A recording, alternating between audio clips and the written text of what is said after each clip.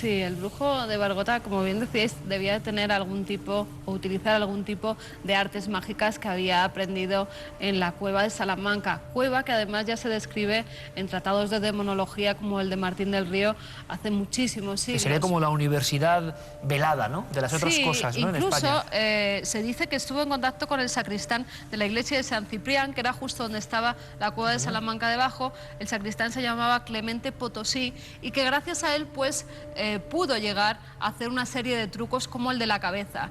Más cuando en su casa, después de que es procesado y cuando se queman todos los libros que él poseía de demonología, de magia, de nigromancia, pues cuando se quema todo eso se hace como un listado de las cosas mágicas que tenía en su vivienda. Y entre ellas pone que hay 2 cabezas de goma. 2 cabezas de goma con las que posiblemente él engañaba a la gente y hacía que se desenroscaba la cabeza, como ocurrió en Pamplona.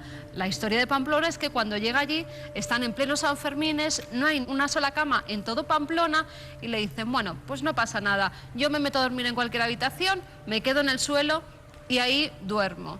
Pero hace el truco de la cabeza y un clérigo y su sobrino que estaban durmiendo en esa habitación, al ver que se quitaba la cabeza, salieron despavoridos de la estancia y claro, decían que tenía contactos con el diablo. En Viana se llevó a cabo un aquelarre muy famoso donde incluso la Inquisición llegó a quemar a la bruja que solía presidir ese aquelarre. La conocían como la cieguita de Viana, era una mujer muy mayor, era ciega de verdad. Y todo empieza a salir a la luz por un homicidio que la víctima es el conde de Aguilar. El conde de Aguilar era un personaje de la aristocracia, era un personaje además alto, esbelto, con el pelo blanco, quería mantener su juventud y es por ello que acude a la bruja de Viana. Acude a ella para que le haga algún tipo de ungüento y así poder pervivir para siempre. Un elixir mágico, ¿no? Totalmente, él no se quería morir y la bruja le convenció de que le iba a matar y luego le iba a resucitar.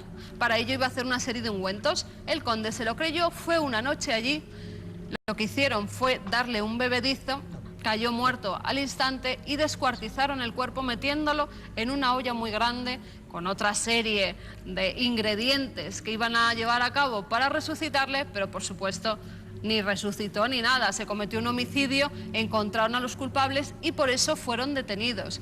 La ciega de Viana, que fue al final quemada por la Inquisición, y el brujo de Bargota, que se salvó. ¿Y por qué se salvó, Pedro? Tú en tu investigación, ¿qué crees que ocurrió? Por lo visto, hizo un gran favor a alguien muy gordo.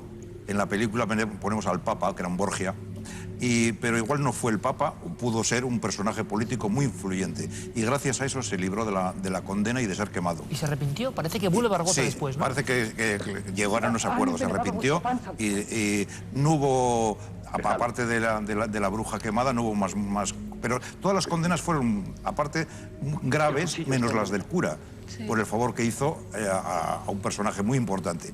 Y entonces volvió a ejercer su ministerio en Bargota.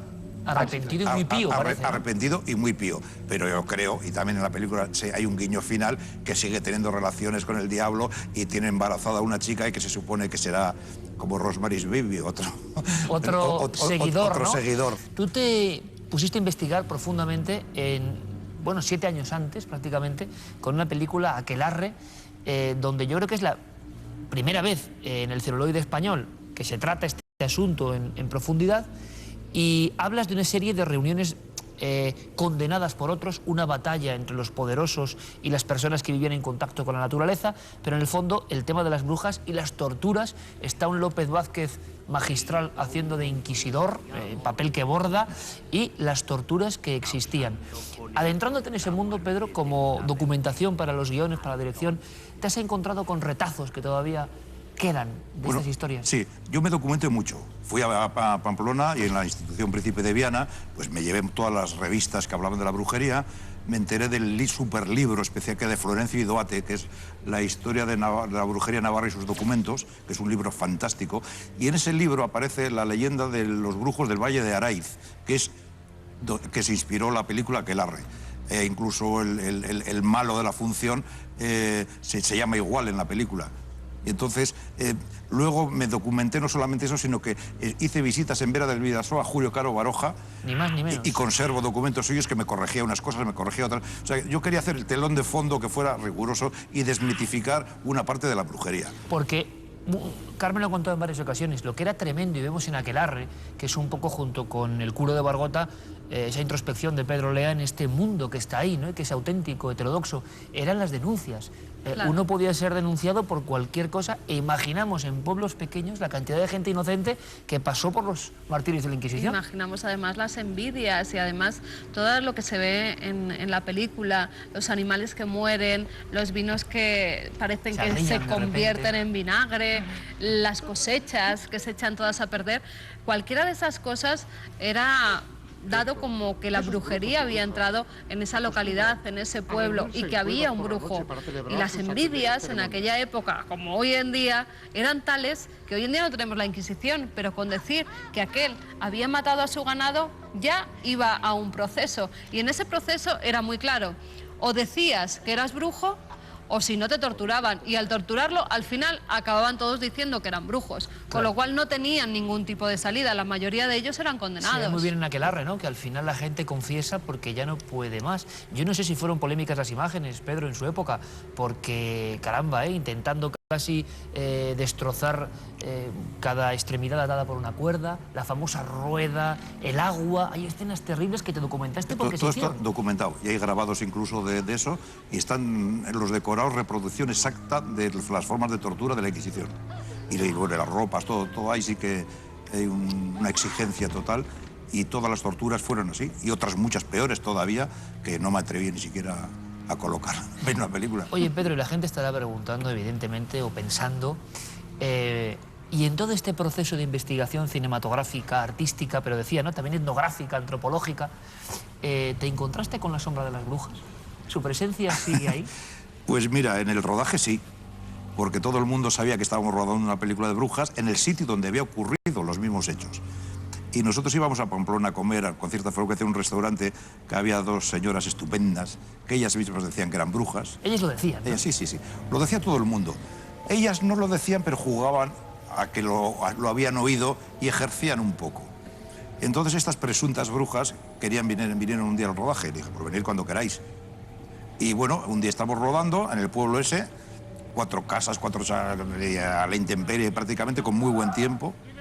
Y llegaron las dos brujas pamplónicas, y nada más llegar empezó a llover, había una tormenta terrible, todo el equipo metidos dentro de una de las casas de piedra que traspasaba todo el agua, y eso, estuvimos ahí hasta que se fueron a Pamplona, porque tenían que dar la cena o la comida, y en cuanto se fueron, otra vez cambió el tiempo. ¿Estaban a gusto o disgusto con la película? Genial, están muy bien. No, a mí sí que me hicieron una inquisición ellas. A ver qué pretendes. ¿Ah, sí? Sí. O sea, fuiste interrogado como director de cine por las brujas. Interrogado por las brujas, porque entonces no sabían si tenían que venir o no, y si venir con buen rollo o con mal rollo. Que eso era muy especial. Entonces yo les conté mi visión de la brujería, los informes que había tenido, de todos los libros que había leído, con todas las gentes con las que había hablado, y que era poco desmitificar una parte de la brujería y tal, y que era a favor de obra. Entonces dijeron, bien, pues iremos un día al rodaje. Joder, pero vinieron, pero no nos rodamos por culpa de ellas. O sea, que debió haber algo que no les gustó. Oye, es una nota buenísima, Pedro, es decir, el mundo al revés, y son las brujas las que interrogan en esta ocasión, por si se trata mal el tema, ¿no? Pedro Lea, como siempre, un auténtico placer, muchas gracias por estas investigaciones, y animamos a que la gente redescubra estas maravillosas películas. Gracias, de verdad. Gracias a